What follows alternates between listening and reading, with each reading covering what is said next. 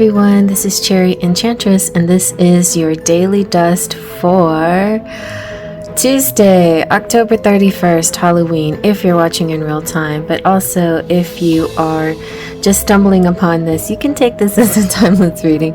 Although the energies for Halloween are quite strong, so it's up to you. But you know what? There's always a message that goes beyond just the current energies, and you just never know when you need to hear something. So I'm going to use the Halloween tarot, and maybe I should throw in some charms too. Let's do it. Okay, so I'm gonna open up this Halloween tarot for you. It comes in this, well, I think there's a version without the tin, but I like the little tin and this kind of small version. It's nice. All right, let's give it a good shuffle.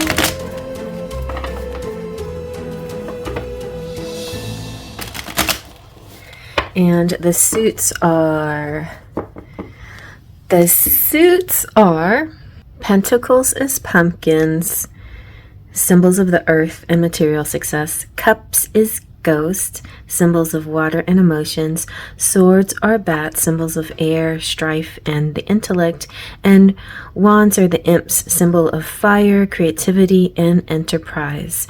But it's interesting to note some of the things that is said about the minor arcana in this deck. It's saying that they address the day-to-day experiences, and that's what I'm here for, the day-to-day experiences of life that are offshoots of the larger forces that we see at work in the major arcana. And that's why when I say major arcana, big influences, more profound things happening, that's what that means. But in the minor arcana, they're divided right into 4 suits and numbered ace through 10, 4 court cards, a page, a knight, a queen, and a king. And the most traditional suits are wands, cups, swords, and pentacles. In Spain, though, these 4 suits remained not only in tarot decks, but in ordinary playing cards as well. In other countries, wands became clubs, cups became hearts, swords became spades, and pentacles became diamonds, interestingly. In the minor arcana, the Halloween deck have been gleefully taken over by Halloween symbols corresponding with the 4 elements of earth, water, air, and fire. And European culture since the time of ancient Greece has described all existence as a combination of these 4 basic elements. And so you can always be able to identify the cards in the minor arcana by their pictures. For example, you'll find 4 pumpkins in 4 pumpkins and 9 ghosts in 9 ghosts. Sometimes you may have to really look, but you'll find them all. And you can read the cards for the minor arcana using systems of numerology. Aces are beginnings, 5s mean conflict or loss, etc., using the general meaning of the 4 elements listed above. So that's how you combine those things, or using the descriptions of the suits in the individual cards in this section. And the 10 number cards usually represent activities, feelings, conditions, and other aspects of life, while the court cards, the page, knight, queen, and king, may represent you or those around you. And that's the basic gist of tarot, guys. If you wanted to know, that's like Tarot 101 short version. What is that? What am I thinking? Summary form or cliff notes is what I was thinking. Cliff notes, so okay, let's take 3. Let's go ahead and shuffle one more time. But yeah, summary form, some kind of cliff note version was what I was just describing to you. Okay, take from the middle. We have the 5 of bats. Now that was in reversed, so we can take the reverse message of that. And oh wait, I'm holding the deck. Okay, maybe not. We have the Queen of Pumpkins, and we have the 5 of Imps. We can also take that in reverse. Okay, let's zoom on in and see what we get. So since we have 2 minor arcana. It's just a minor day-to-day kind of thing. And we have the Queen of Pentacles, who is a person, you or somebody that you're dealing with on this day. But it definitely can be you, because it's like you as mother energy, as the one with the goods, the one that's holding the fort down, basically. So the 5 of Bats is about, sometimes it's unfairness, okay? And for some of you, you could have kids that are like, why did he get more than I did, blah, blah, blah. You know how it is. So it could be something like that. Yeah, I definitely see somebody making out with more of the goods than somebody else. Winners and losers here is what it's about. But it's going to be super minor. And I think, it'll be sorted out. Unless it turns into a little skirmish. But the 5 of Imps represents struggles. But it can be like just plain excitement, It can be some kind of competition too. It could be something that you're doing. A lot of times the 5 of Imps can represent sport events and, just like physical activity and sparring, not like real fighting, but fake fighting. Could be like actual little kids with, their little fake swords doing some sword fighting or something like that, possibly. But it could also be like little arguments or skirmishes or something like that. I feel, though, that in general, it's kind of a happy thing. It's just, I feel like maybe there could be at least one person here who overdoes it a little bit, who takes more goods than they need to take.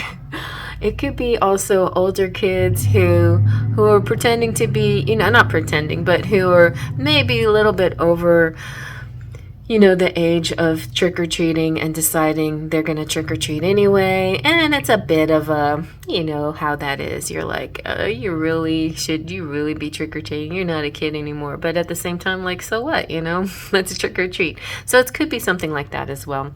And it does feel kind of trick-or-treat, though, 5 of Bats, doesn't it?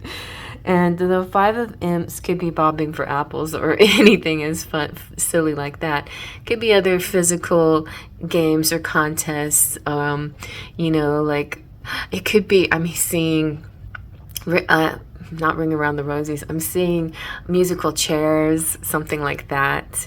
And you know how musical chairs ends up. Oftentimes people, it's not fair. I remember when I was younger, I was a little bit younger, but I did do some fun events with my younger friends, like little church events, and there was one that was kind of fun, and it was a musical chairs thing. I just was not very good at musical chairs, but yeah, I mean, those like little activities.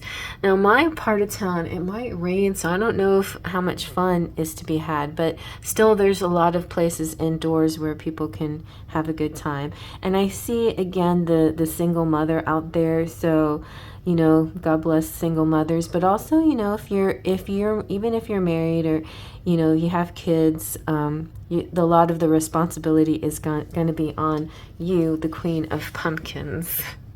So the Queen of Pumpkins is like the Queen of Pentacles.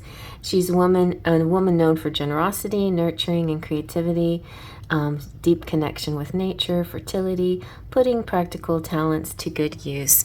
You may have a black cat and you may have lots of candy for this night. So those are some possibilities for you. But you know what? Everyone stay safe and stay happy and have a great time, and blessings to you, and I'll see y'all at the next Daily Dust. We'll be getting into All Saints and All Souls Day, and then into a happy November. Let's see you then. Faith, trust, and pixie dust.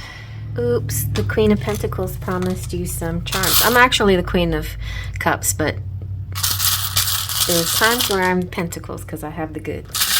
Okay, here we go. Some Halloween charms. Let's see what we have. Ooh, commitment, marriage, engagements, anyone? We have the cello, which represents a deep voice, like a deep speaking voice or a singing voice. We have pixie dust, so the magic's coming through for you. And the snake, which represents the kundalini rising, like this nice ripple effect above your, going from the base of your spine to your crown chakra. It could be shedding skin, it could be something really positive. Because it's gold, I see it more as a spiritual, moving up through your spine kind of positive energy. And then we have the top hat, so it could be dressing up, it could be connecting with somebody from a past life. And we also have the key to transformation, so anything can be transformed. Any kind of skirmish or negativity can be turned around into a positive situation. And the clock here represents time. Only time will tell, and the time will come, it'll be like a divine timing when everything turns right. It feels kind of like a strike at midnight kind of energy, like when everything is at peace again or something. Oh, strike at midnight is when the veil finally drops, and then the living and the dead can commune together. So definitely make your altars and put out your love energy out there for your ancestors. All right, so I hope you like that. Faith, Just, and Pixie Dust.